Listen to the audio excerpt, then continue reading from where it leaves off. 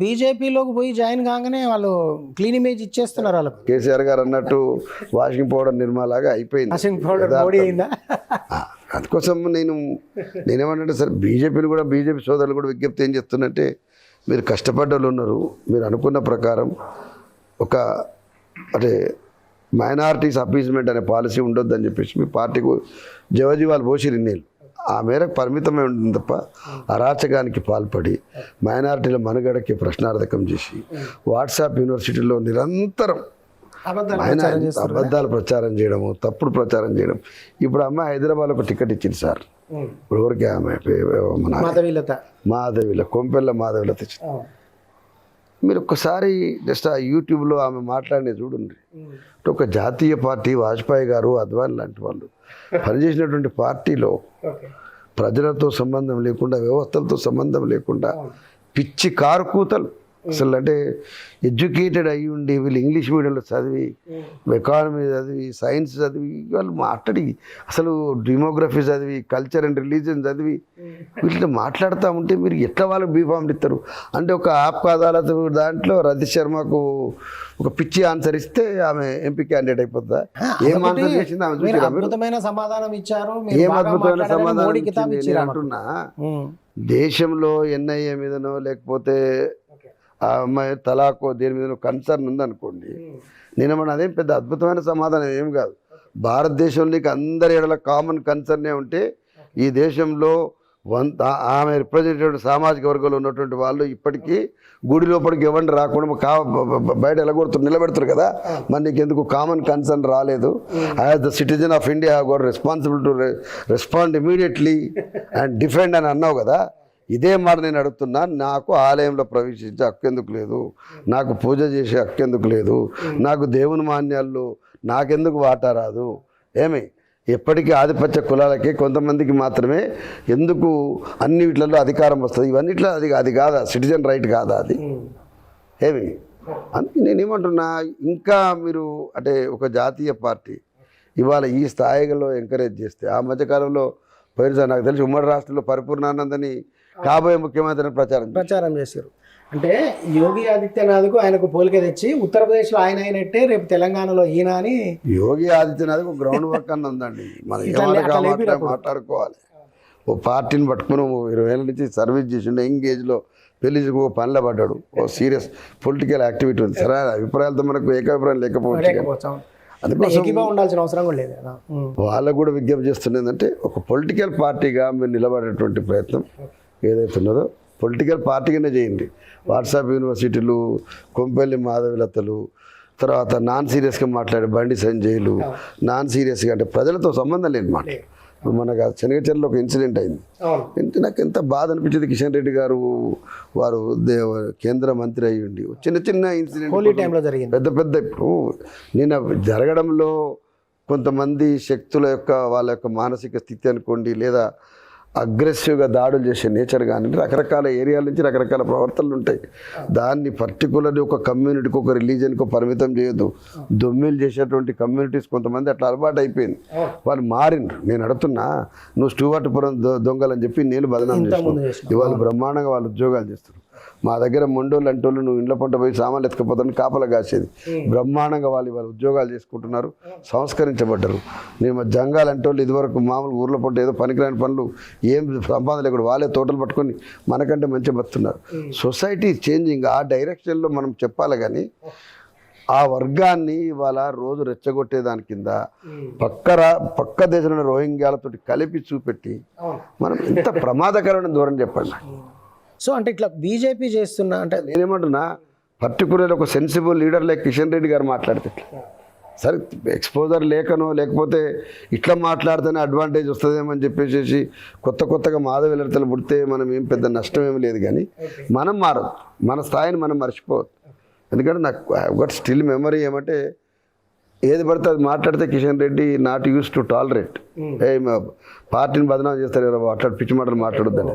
But ఇవాళ కొత్తగా trend ఏంటంటే, నరేంద్ర మోడీ గారు ఈ మధ్యకాలంలో మనం చూసిన మీరు ఇండియా కూటమి నువ్వు కూర్చొని శ్రావణ శుక్రవారం నాడు చెప్పేసి వాళ్ళు తునకలు తింటున్నారు అని చెప్పేసి మా మత్స్య ఆర్ మటన్ ఆర్ మొగల్స్ అని చెప్పేసి ఒకటి మాట మాట్లాడి అసలు నేను ఏమంటున్నా, ప్రజలకి ఇన్ని బాధలు ఉన్నాయి. అదే రోజు ఆయన మాట్లాడిన రోజే ఐ థింక్ ఇండియా టుడే వాళ్ళు ఒక సర్వే ఇండియా లెవెల్ ఒక సర్వే జరిగింది. దాంట్లో దేశంలో 52% మంది ప్రజలు ఈ దేశంలో నిరుద్యోగం నుంచి మేము ఎట్లా బయటపడతామనే కన్సర్నే చూపెట్టిండ్రు. రామ మందిరమో ఇంకేదో సెంటిమెంట్స్ అవుతున్నాయో 2% మాత్రమే చూపెట్టారు. సిబిసిఐడి ఏది ఉందో ప్రతిపక్షాలు బీజేపీలకు మారడానికి కేవలం ఒకే ఒక్క కారణం, వాళ్ళకి మారితే వీళ్ళ దాడులు ఉండవని చెప్పేట అభిప్రాయం 46% ఒపీనియన్ చేసింది. ఇంత పెద్ద కన్సర్న్ అంటే వాళ్ళు మాట్లాడితే మాకు ఏ విధంగా మచ్చలేదు అంటారు కదా, ఇంత పెద్ద మచ్చలు మేము ఒంటి మీద పడతామంటే ఇవేమి దుడుచుకోకుండా ఇంకో దాన్ని దుమ్మెత్తిపోస్తే ఏమొస్తుంది. కాబట్టి నేను ఇవాళ జనరల్గా అందరిలాగా పాత స్టైల్లో బాగా తీవ్రమైన పదార్థాలు మాట్లాడాలనుకోను, కానీ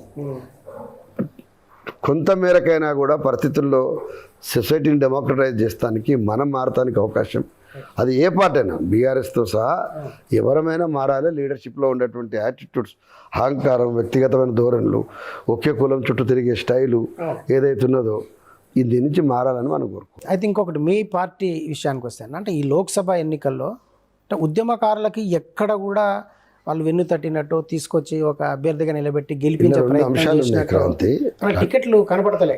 నేనేమంట, మాలాంటి ఉద్యమకారులకు అవకాశాలను నేను జిట్టాను, మాలాంటి వాళ్ళకి చాలామంది ఉండవచ్చును, కానీ నిలబడ్డ వాళ్ళల్లో తెలంగాణ ఉద్యమంలో డే 1 నుంచి పార్టీకి ఆవిర్భావం ముందు నుంచి కూడా గ్రౌండ్ ఎక్సర్సైజ్ చేయడంలో ఈశ్వర్ కానీ, వినోద్ కుమార్ నేను జస్ట్ ఒక మాట చెప్తా, వినోద్ కానీ, ఇప్పుడు మనం వరంగల్ సుధీర్ కానీ, వాళ్ళందరూ కూడా దే ఆర్ అద్భుతమైన పని చేసినటువంటి వాళ్ళు. పద్మారావు అన్న కానీ, తర్వాత మంచి లీడర్షిప్లో పనిచేసిన వాళ్ళు ఉన్నారు, మా శ్రీనివాస్ గౌడ్, అందరూ కూడా.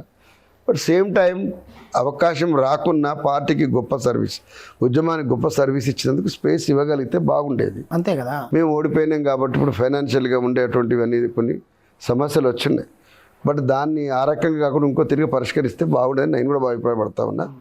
బట్ పిటియెస్ట్ థింగ్ ఏంటంటే, ఇప్పుడు ఫైనల్ మీద మళ్ళీ ఒకసారి చెప్తా ఉన్నా, జాతీయ పార్టీలు లీడర్షిప్ని కొనుక్కొని ఇమ్మీడియట్గా వాళ్లకు బ్రాండింగ్ చేయడం అయితే చాలా దారుణమైంది.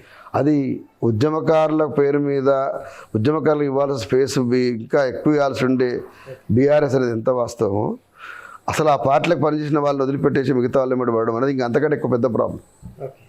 సో నేను వాస్తవంగా మాట్లాడుకోవాలంటే, ఇన్నేళ్ల తర్వాత 10 ఏళ్ళు ఇవాళ బీఆర్ఎస్కి సంబంధించినటువంటి ఈ ప్రభుత్వంపై కాంగ్రెస్ రావడంలో దానికి ముందు జరిగిన ప్రజా సంఘాలకు సంబంధించినటువంటి విస్తృతమైన పని, అది ఉద్యమ వేదిక కావచ్చు, ఇంటి పార్టీ కావచ్చు, జనసమితి కావచ్చు, అనేకమైనటువంటి మహిళా సంఘాలు కావచ్చును, లెఫ్ట్తో అల్ట్రా లెఫ్ట్తో అందరు చేసినటువంటి కృషి కావచ్చును, బీజేపీ కృషి కూడా కావచ్చు, అందరితో కలిపి చేస్తేనే ఒక దశలో ఒక స్థాయికి వచ్చి చంద్రశేఖర్ ప్రభుత్వాన్ని కాదని కాంగ్రెస్ అనేది వచ్చింది. ఈ వచ్చిన సందర్భంలో నేనేమంటున్నట్టే, ఇంతమంది శ్రమ ఉంది అంటే ఆ గౌరవం ఇచ్చే సందర్భంలో రేవంత్ రెడ్డి చాలా పాజిటివ్గా ఇదివరకు మాట్లాడావు. సరే, ఇవాళ వ్యూహకర్తల టీం ప్రకారం తను మూవ్ అయితే కావచ్చును, కానీ రేవంత్ రెడ్డి నాలాంటి వాడు తెలంగాణ ఇంటి పార్టీలో ఉన్నప్పుడు తెలంగాణ సమాజానికి మీలాంటి ప్రజా సంఘాల్లో సుదీర్ఘాల ఉద్యమంలో పనిచేసిన వాళ్ళ యొక్క అవసరం ఉంది అని చెప్పి గుర్తు చేసేటట్టు పిలుచుకున్నాడు. ఉండలేకపోతే అది ఆనాడున్న పరిస్థితి నాకు ఏదైనా కారణం కావచ్చు, కానీ ఉండగలిగే వాళ్ళు చాలామంది ఉన్నారు. తీసుకోవాల్సిన బాధ్యత ఆయన మీద, అదైతే స్పష్టంగా చెప్పాలి. ఎందుకంటేనంటే ఇప్పుడు మీకు అధికారం వచ్చింది, దీన్ని మన టెంపర్స్ ప్రకారం చేస్తాము, మన సెంటిమెంట్ ప్రకారం చేస్తాము, మనకున్న లాభాపేక్ష ప్రకారం చేస్తాము, మనకున్న సామాజిక నేపథ్యం ప్రకారం ఆ వర్గాలకు ప్రిఫరెన్స్ ఇస్తాము అనేటువంటి యాటిట్యూడ్ నుంచి బయటపడడం రేవంత్ రెడ్డికి రియల్ ఛాలెంజ్. ఆయనకు చంద్రశేఖరరావు గారిని బట్టలు ఇప్పించి కొడతా, లాగు గుంజేస్తా, అంగి గుంజేస్తా, ఇవన్నీ ఛాలెంజ్లు. నేను ఇక అన్ని పెద్ద పెద్ద మాటలు మాట్లాడను, కానీ ఒకటే అంటే నేను ఓపెన్గా వారికి రిక్వెస్ట్ ఏంటంటే, ఈ భాష నుంచి అంటే పేగులు మెడలేసుకునే భాష నుంచి, కత్తెరల భాష నుంచి ఎంత తొందరగా బయటపడితే అంత మంచిది. ఎందుకంటే మీ ఏజ్కు మీకు పెద్ద అవకాశం ఇచ్చాడు.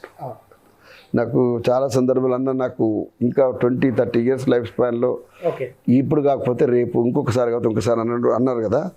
నాతో మాట్లాడినటువంటి 5 ఏళ్ల లోపల నీకు ముఖ్యమంత్రి అయ్యే అవకాశం వచ్చింది. వచ్చాయి అవును 20 ఏళ్ళు టార్గెట్ పెట్టుకున్నా అని చెప్పి నాతో మాట్లాడిన రేవంత్ రెడ్డి స్వయం. ఓకే కానీ 5 ఏళ్ళకే నీకు అవకాశం వచ్చింది. నేనేమంటున్నా, మీకు 5 ఏళ్ళకి అవకాశం వచ్చినప్పుడు 20 ఏళ్ళకి రావాల్సిన అవకాశము 15 ఏళ్ళ ముందు వచ్చింది. అంటే మీరు ఇంకో 10 ఏళ్ళు ఉండాలని కోరుకోవాలంటే మీలోంచి చేంజెస్ తెలంగాణ ప్రజలు ఆశిస్తారు.